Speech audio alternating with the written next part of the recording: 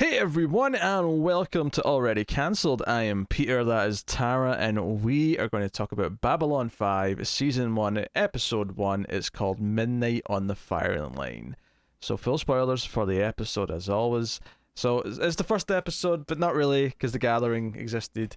But it does sort of fill this kind of middle ground where you could tell when they were writing this that they tried to re-establish some stuff just in case someone was watching this as the first thing they saw. Even though there's some other elements that would come off as really weird and like out of nowhere without having seen the gathering. Mainly Kosh. Like when Sinclair goes to Kosh in this episode and everything with Kosh, I was like, yeah, if you hadn't seen the gathering, this Kosh, this Vorlon character would be a complete head scratcher. I mean, the episodes are like a year apart. So I guess they kind of, because this is before we had, catch up on demand and things like that. So I guess they had.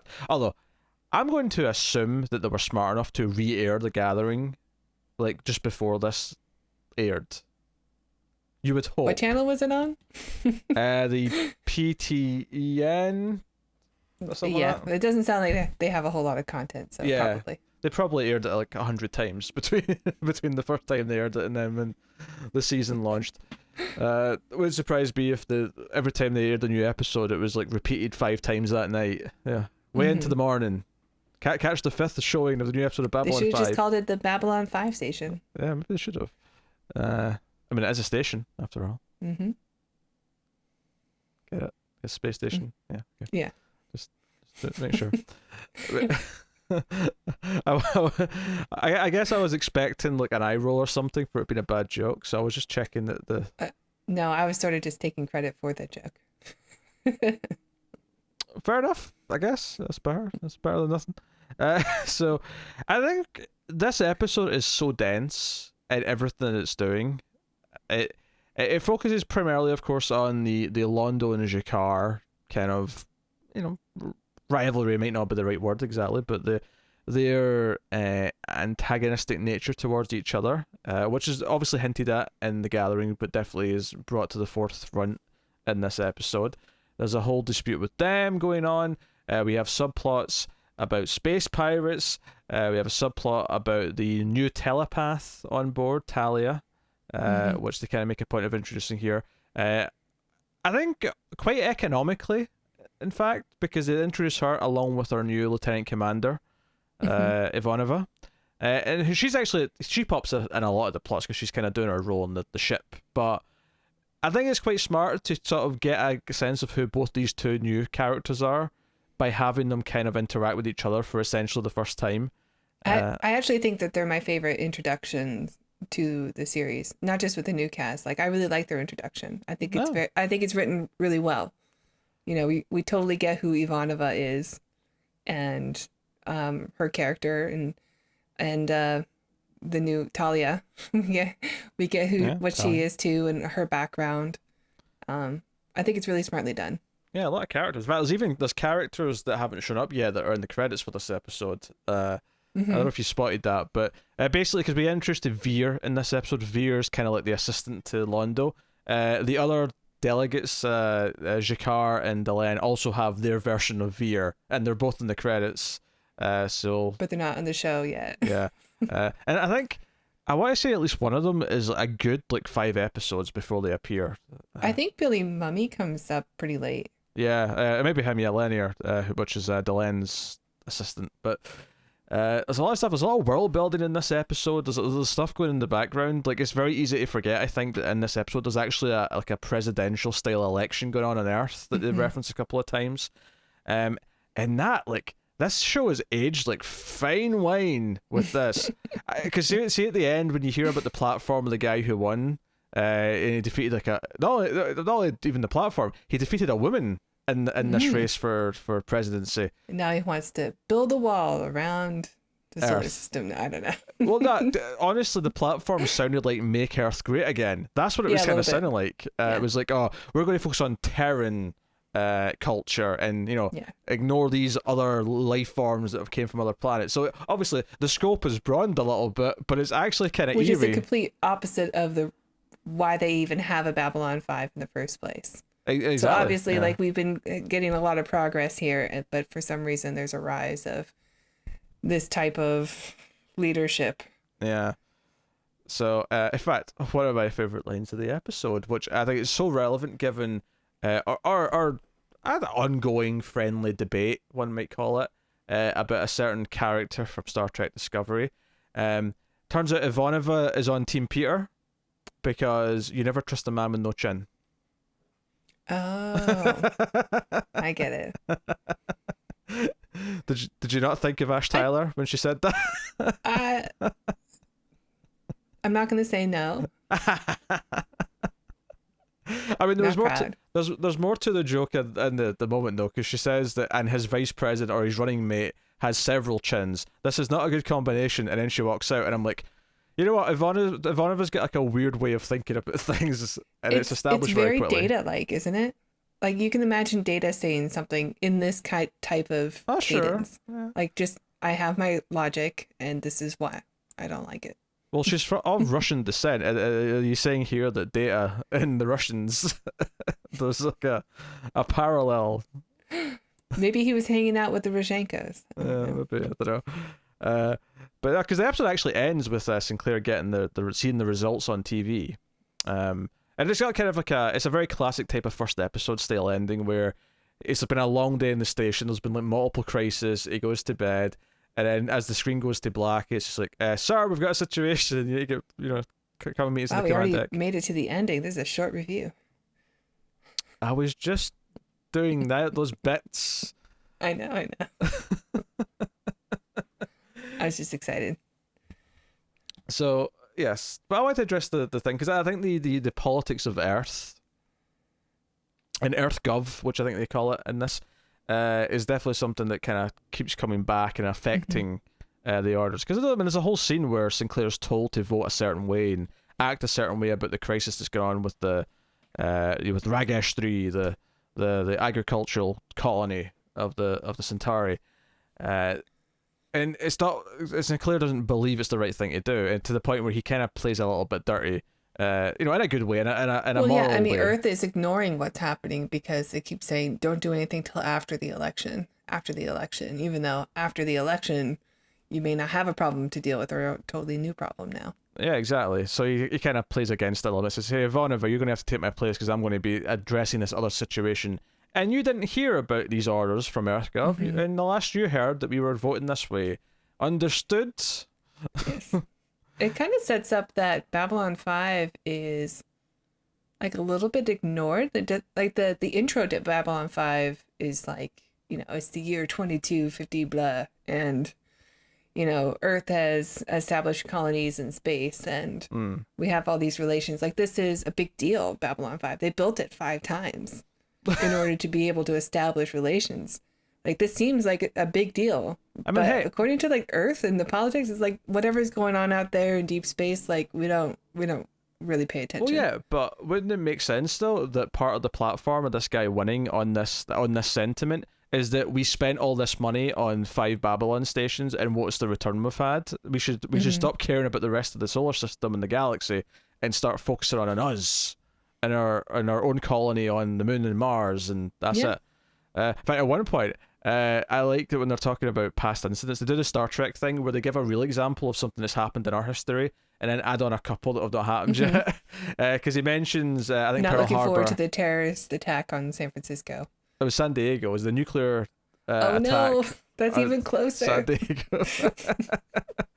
And then the third one was the first like Mars colony was like attacked or destroyed or something like that.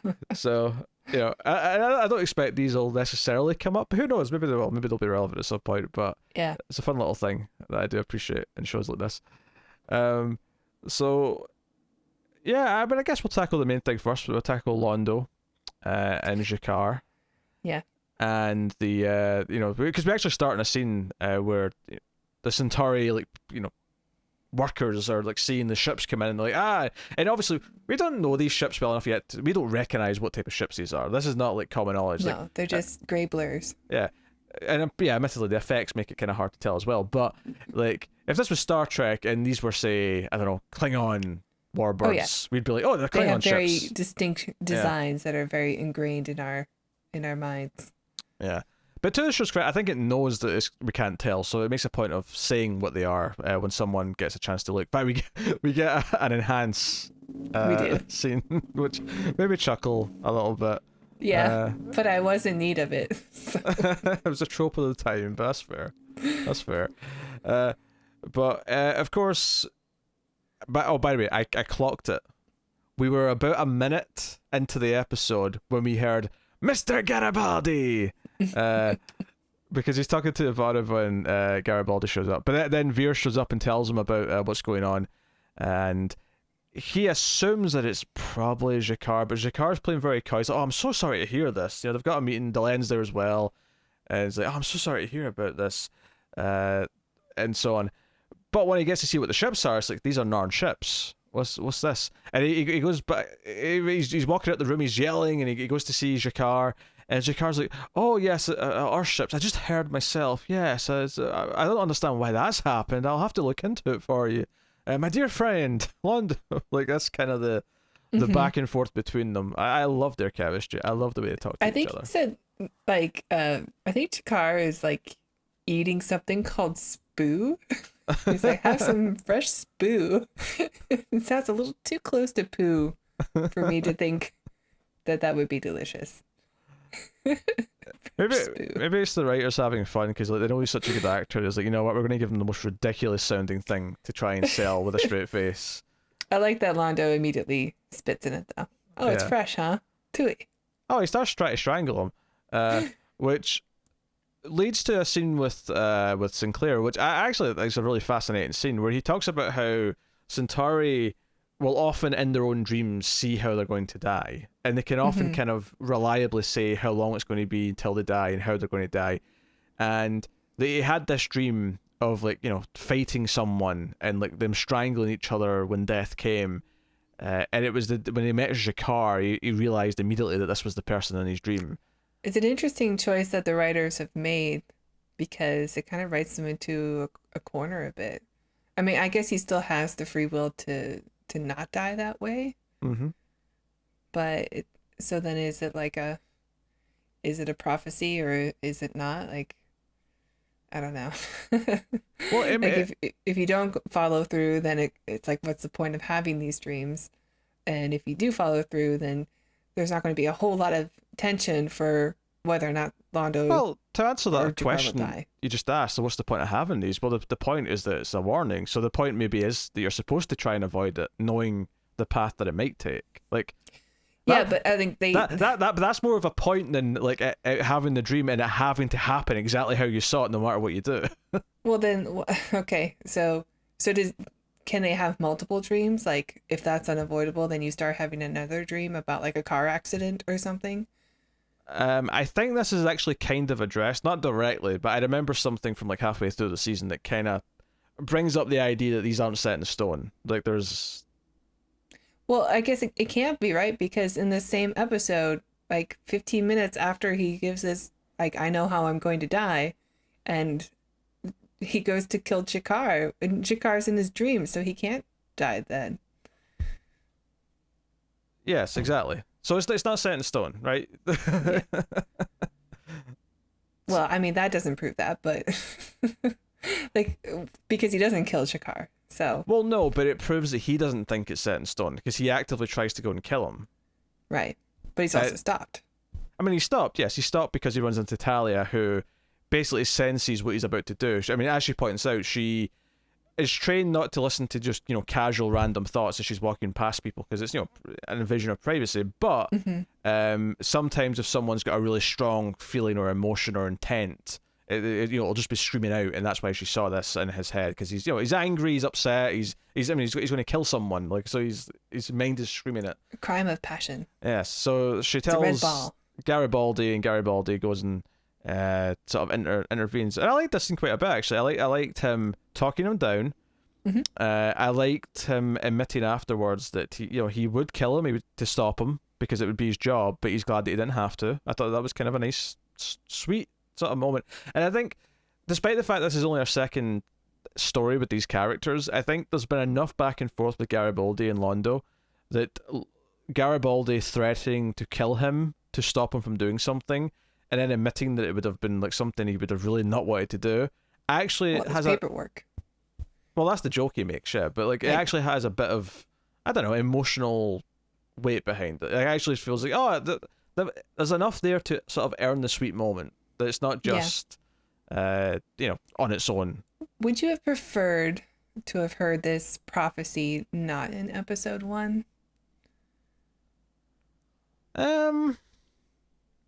That's hard to say. I think there's something ballsy about it. There's something ballsy about him saying in episode 1, I know how I'm going to die. I mean, especially since the show's, 5 seasons, and this prophecy, as far as he thinks anyway, is 20 years away.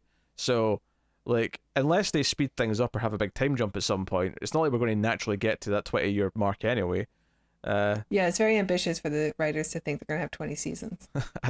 I'm pretty sure they didn't think that. Given how few shows have actually made it that far. Yeah, it's like General Hospital, The Simpsons. Yeah. Saturday Night Live.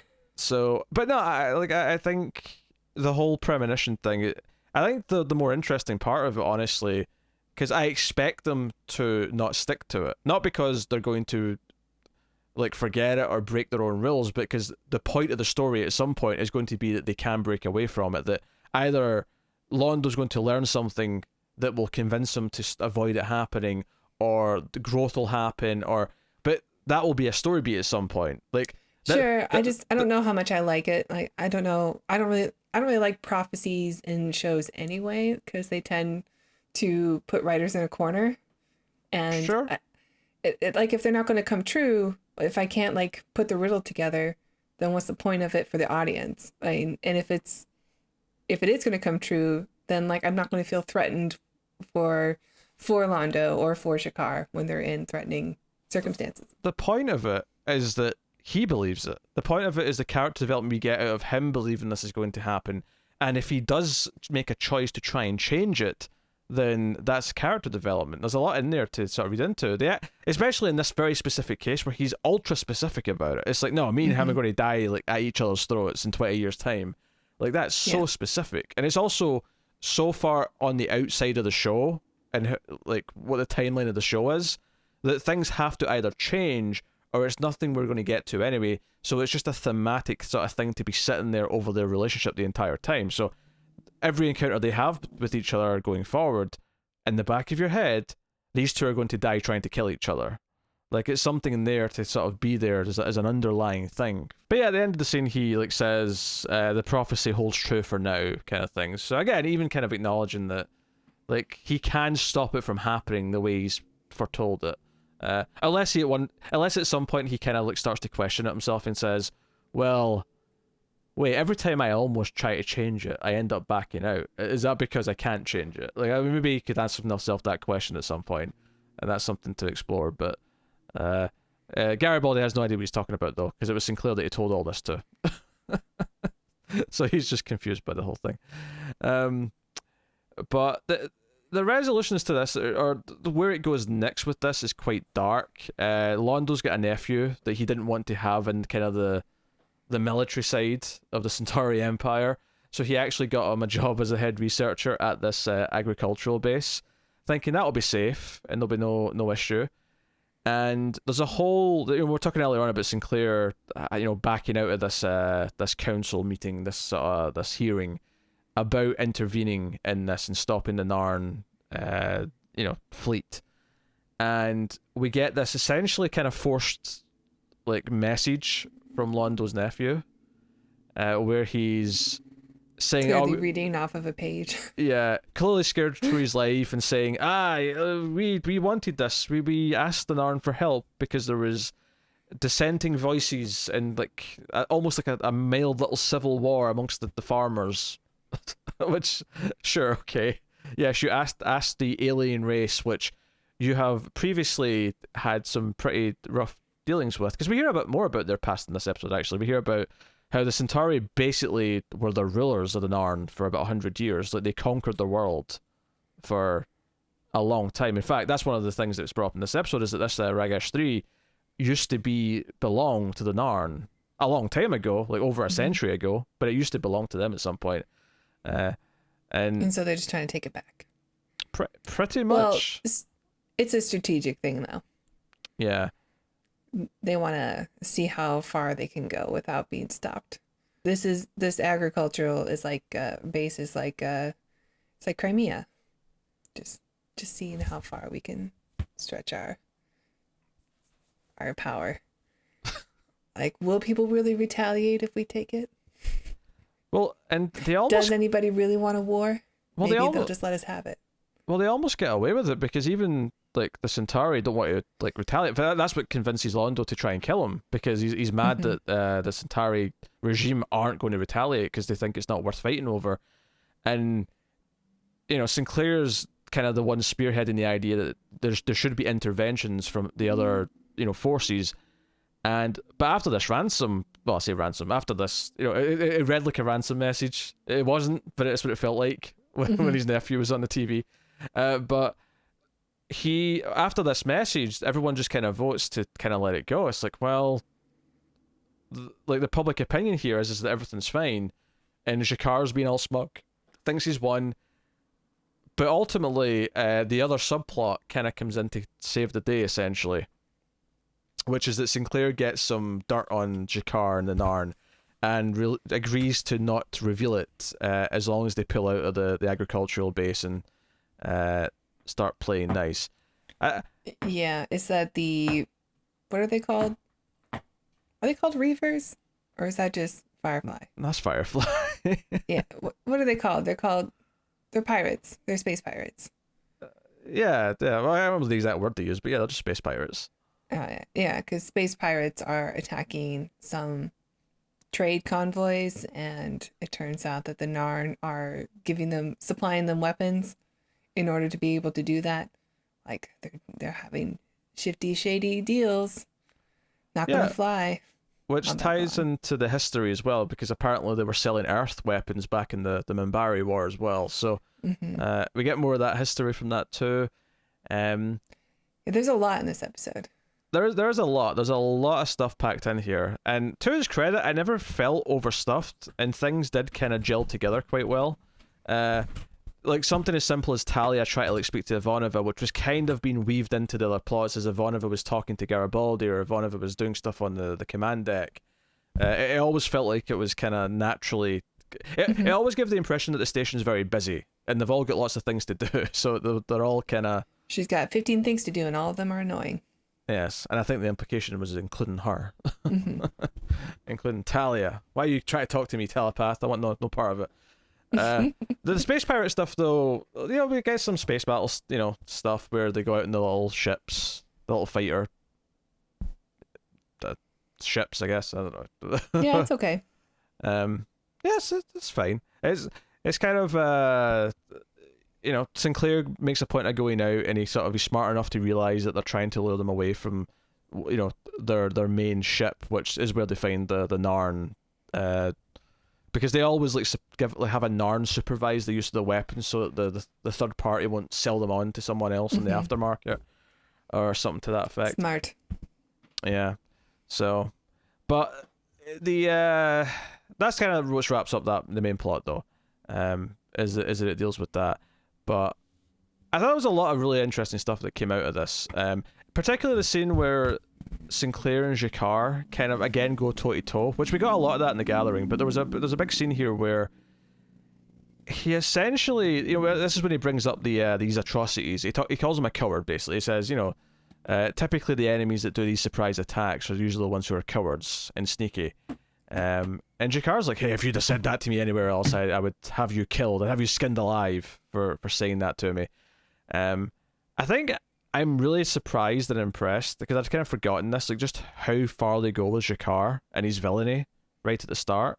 It's the sort of thing I expect other shows to kind of, I don't know, sort of chicken out on a little bit for a while, but until it's time to do the season finale, or time to sort of elevate it because the main plot's going there.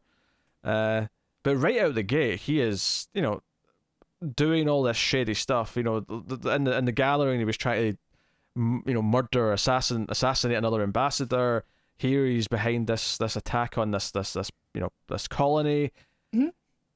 I don't know. I think it's interesting just how far they go with him. Sets him up as a character that you always want to keep your eye on, because he might be like doing something shady on the side, and you can never really trust him or that he's doing what he says he's doing. I think I think it's an exciting introduction to the character. Yeah, he's super slimy. Yeah, because I love the way that he's really nice to, because when he's eating that, was it the spoo? When he's eating the spoo and Londo comes out and Londo's pissed. The first thing he says to Londo's like, "Hey, there's some spoo here. Have some spoo with me, friend. My dear friend, Malari." And it's not until Londo brings up that he knows that it's Narn ships, where he's like, "Oh yes, I just found out about that myself." Wouldn't you open with that? Let's say you did just find out your own fleet were responsible. And it's more like have a celebratory spoo with me. Like, if you didn't actually know and you were surprised, you would actually bring that up first, wouldn't you? Because it'd be like, hey, I want you to know I have nothing to do with this. I'm going to look into it and find out what's going on. But no, it's not until Londo brings it up. It's like, oh yes, I just found out about that. I don't know what's going on. I'll have to look into it for you. Like, I mean, do you think that he didn't like have anything to do with it, or is he just taking advantage of the situation? Oh, he knows. You think that he's like helped plan it? I mean, it is kind of a coincidence that it happens to be the area where his favorite nephew resides, who is still alive long enough to at least do the ransom note. And G'Kar does point out that he knows that. Because he says when they're watching the video, like, oh, this is his very own nephew. He points it out, so he knows. I don't know if necessarily he's the one who's made the choice per se, because we get a lot of the idea that the Narn regime are behind him and they're making a lot of these calls, but he definitely knew. Like, he knew what was going on. I think that's pretty clear. Just from the way he talks, just from the sliminess in his voice, like, he knows. Yeah. He knows all too well. So no. And then the space pirate stuff obviously ties into that. We talked about president stuff, but we have to talk about Ivanova and Talia. Who Talia is basically trying to get a hold of her throughout the episode, and they show that how useful she is, of course, because of the Londo scene. Which, again, giving her a chance to interact with another character as well is a really nice touch. Same with Garibaldi. You see her with Garibaldi when she's asking for advice on how to speak to Ivanova. But it's all about getting to Ivanova. It's all about meeting up with her at the end of the episode. And we learn a lot about these two characters. Talia, it's mostly just like what her role is in the ship. She's the psych officer. She she's a psychic, level 5, blah blah. Ivanova, though, we learn a lot of personal stuff. We learn a lot about her, and that she hates psychics. She hates the Psi Corps because her mother had telepathic abilities, and the law says she has a choice, which is either to go to prison, become a member of Psi Corps, or take drugs to basically suppress it, take away the ability. And she took the drugs because she didn't want to go to Psi Corps. She was already in her mid-30s with a family. She didn't want to go to some, military academy. that wasn't really a life change she was looking at. Yeah. And obviously she didn't want prison. She took the drugs, but unfortunately the drugs have basically other effects that essentially just took away the life from her over a short period of time and eventually killed her. She took her own life. Yeah, she took her own life. But, it was the drugs that led to that. Yeah. So I think that's really interesting because, you get the impression that Talia is really, proud of her job and her where she is. Yeah, she seems naive to it. Because she also said that she's been there since she was a kid, so she was indoctrinated really early, and she doesn't see the negative sides of what other choices are for people. Yeah, so I think there's a lot of interesting character stuff set up here that certainly sets up how they're going to be with each other and how Ivanova is going to treat Talia and her opinion of other psychics. Because just remembering that other psychics from Psi Corps do show up in the show, seeing Ivanova's reaction to everyone who shows up from that organization is definitely going to be interesting. But it immediately sets up something that she has that's hers from a plot perspective, and I think it's very rare in an ensemble show like this, especially from the 90s, to pass the Bechdel test in the first episode, which this essentially is. But it does. These two women have a conversation about her mother. I mean, I know it's a weird thing to be thinking about, but it occurred to me as I was watching, I'm like, hey, this is kind of... the fact that I noticed something was different because we had a conversation between two lady characters in a scene in the first episode. That wasn't about a man. That wasn't about a man. The fact that I noticed that probably tells you how... Because that shouldn't feel weird. It really shouldn't. But it did. Because it doesn't happen that often, at least in this time period. So, you know... I'm not Good job. I'm not necessarily trying to give it props for that, per se. Just the fact that it's trying to give Ivanova something right off the bat to say, hey, she's got this about her, that something to make her, give her a bit more depth, give her something... I really like her introduction, because it is something that, you know, her character is pretty well established from episode 1. Like, you know what her motivations are, what I don't want to say her demons are, but some of the things that follow her, and I think her character is really interesting from her introduction, and it's emotional. Like it works emotionally. And possibly what her prejudice is as well. Like, you know, that this idea that she'll have like a negative reaction to any telepaths. Like, you know, it's not actually that it's unjustified given what her history is, but at the same time, it's like she's going to just judge people as soon as she meets them. So it tells us that, you know, Earth isn't perfect. I mean, this happens at the same time as the election. You know, that there's still these practices that go on that are a little immoral. Ethics need to be brought in.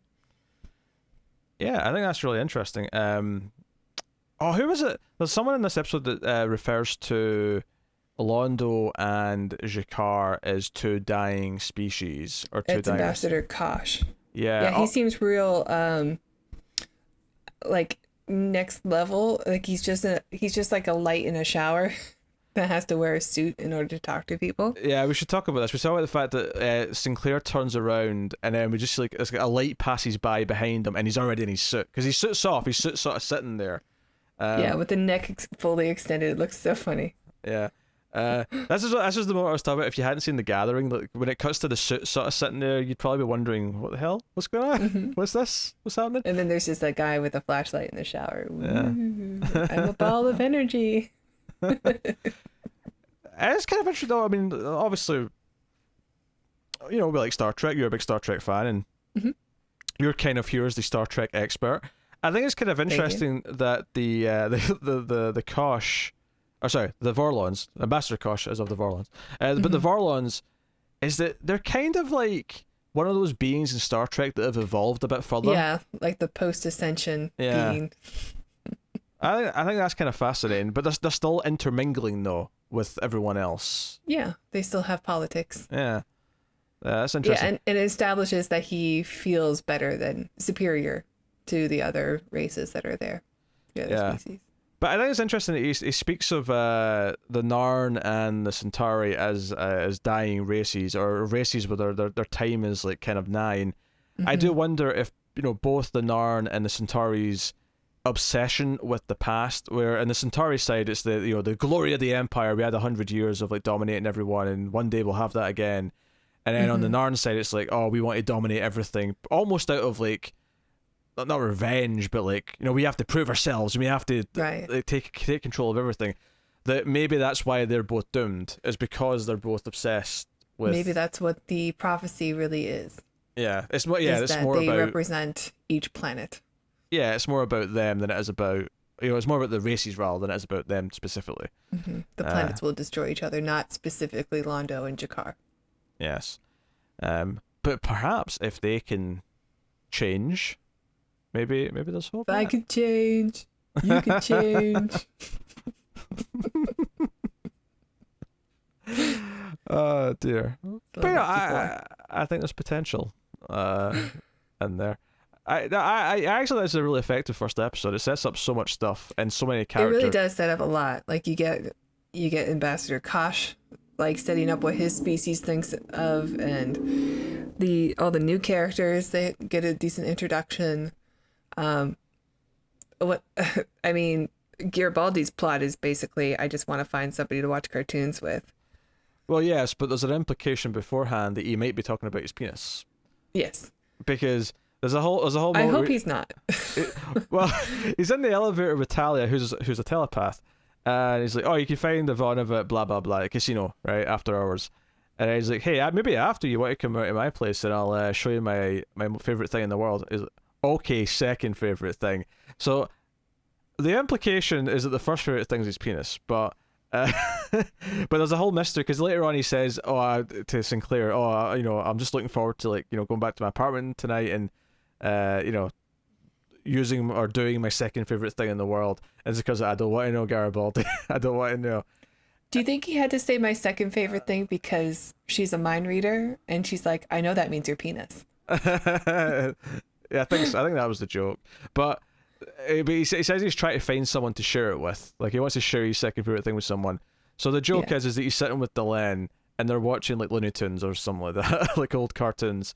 And Delenn's it's a specific type of Looney Tune. It's one of the Rocket. Yeah, it's one of the Rocket. Well, there's Marvin the Martian, I think, is in it, but it's Duck Rogers. Is it Doc Rogers or something? I'll check the trivia. Sure. You keep going. But yeah, Delenn doesn't get it. She's sitting there just kind of like she's smelling along. She's trying to play nice. She doesn't like the popcorn.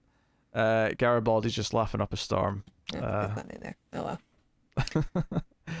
But yeah, no, but I think all the.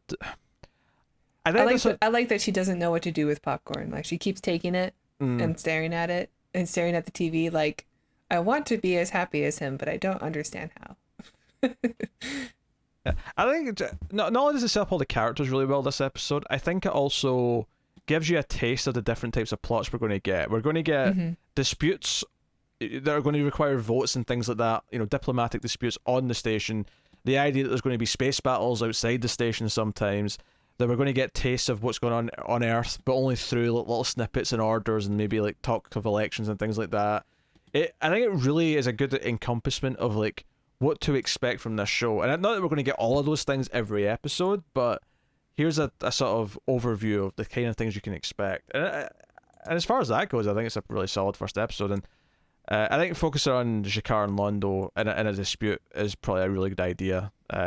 Because I think they are very central to the, what a lot of the political disputes end up being on this show. So, yeah. At least from what I've seen, anyway. We don't get much of the Minbari. No.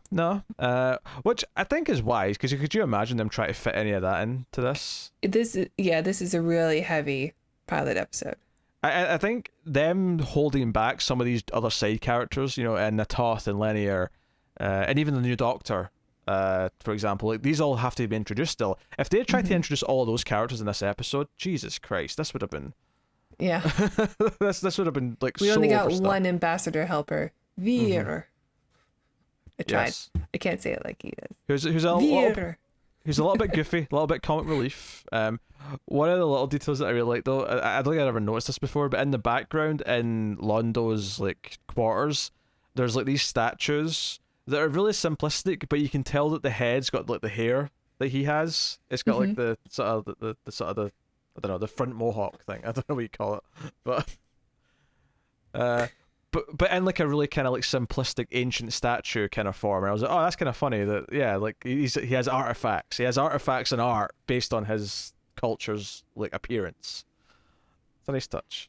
Yeah, it's a nice touch. I did laugh a little bit though. It's called Duck Dodgers. Duck Dodgers in the 24th and a half century. There you go. That's funny.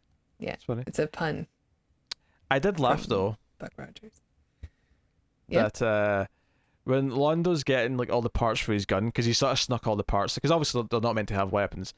He pulls out like a part here, a part there, and I was like, okay, clearly he's getting all the parts for some sort of weapon, right?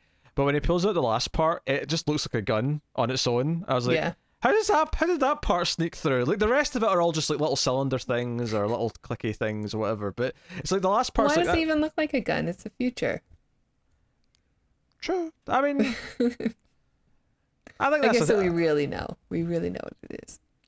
Yeah, I think there's two options to do. You can do something where you want it to feel kind of retro, so you just sort of like do something that's vaguely familiar. Or you go so out there that nothing even remotely looks like what it does today. And yeah, all the parts just make like a giant BFG. Yeah. I mean, that would still look like a gun. Just a really, really big gun. Hey, they had those big cannon things in the last episode. That's like true. those. Yeah. Can't smuggle one of those in, though, in a lamp. No, you'll be stopped by Garibaldi. Yeah, Garibaldi. He's not the best like security officer in the land, but he'll spot that, I think. Yeah, I mean, pretty good pilot episode, I think. Yeah. They did a fair job with all the new character introductions. And you're right, they're not done yet. We still have more characters. Yeah. And a good job establishing the relationship between each type of alien species and where humanity is right now. Yeah, I liked all the mythology stuff the most. I think the world building of finding out about all these different races, finding out what's going on Earth, and I love that you get Ivanova's opinion on the two people who are running for office, but you don't necessarily get Sinclair's until the very end when he hears the results, and even though he doesn't say anything, the way he kind of sighs when he sees who the winner is, and then we hear what the winner's kind of platform was, it was kind of like, okay, right, clearly, not only is this place, like, was a struggle to get running, to get all the different races involved, to try and make it work, because all the previous versions got destroyed. Yeah, now here comes a big step back. Yeah, now EarthGov is going to actively be kind of like, oh, we don't want to fund that, we don't want to give that, like, time or day. You know, yeah. It's like, I don't know, it's the climate change department in NASA, like right now or something. Like really, the administration is just like, nah, we don't care about that. That's all nonsense. Like, yeah, that's a crude comparison, but you get what I'm saying. Yeah. They don't actually think it's nonsense. They just don't want to deal with it because they like money. Delicious money. I mean, it's either stupidity or ignorance, and I mean, I don't know which one is the greater evil, to be honest. Yeah. So hey, greed is the biggest evil. Although, given the premise of this show and a lot of the themes that it's going to be dealing with, I imagine that occasionally we will have to talk about a little politics as it comes in. Not really about today's politics, but more just how it kind of still. I mean, the first points we made in this episode about the politics was that, hey, oddly kind of resembles some stuff, despite the fact that we're in the future, we're in 2258, and somehow there's a lot of correlations. In fact, there's maybe even more correlations to what's going on today than it was in the 90s. I mean, then again, I was like really young in the 90s. I wasn't really paying attention to the news or the politics, so I have no idea how close it was at the time. But yes, this is Clinton. Yeah, early Clinton, I'd have said. Yeah, Clinton.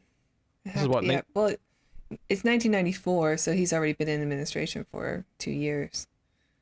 Yeah, so there you go. So it would have been pretty much Clinton the entire time the show was on, more or less. Yeah, I don't know who he defeated. I can't remember. Oh, I don't know. I was in Canada at the time. I don't know. Yeah, I don't know who lost the races before Clinton? The last couple. I don't know. Anyway, that's basically episode 1 of Babylon 5. Super packed, super dense, a lot in there. I'm looking forward to sort of discovering more of this world and the characters and the mythology. Definitely. I mean, you into the mythology? You were a little bit more on the fence than I was. I mean, how are you feeling? Yeah, I mean, it's a really dense show, but I like world building. I like big, long form, epic storytelling and science fiction. So I'm looking forward to seeing how it pans out. Well, hopefully, if I make a prophecy right now that you're going to be really happy that you watched this by the end of season 5, hopefully that won't come back to bite me. No? Well, prophecies is just at the end of season 5, I make the best sandwich I've ever had. That's why I'm so happy.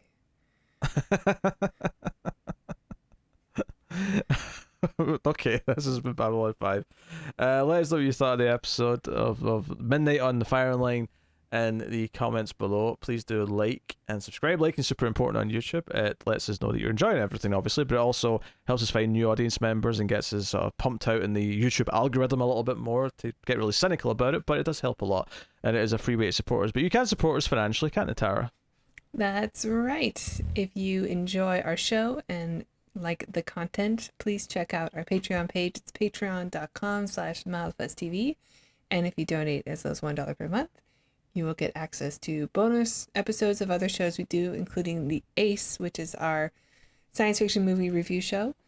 And if you donate $5 per month, you will get access to these Babylon 5 reviews 1 week early. Thank you. There you go. So that's basically us. Get us on Twitter at mailed_fuzz for channel updates. Look forward to the next episode next week. But otherwise, that is us. So thank you once again for watching or listening. Keep watching TV. And if you have any issues with the podcast, please contact our head of security, Mr. Garibaldi.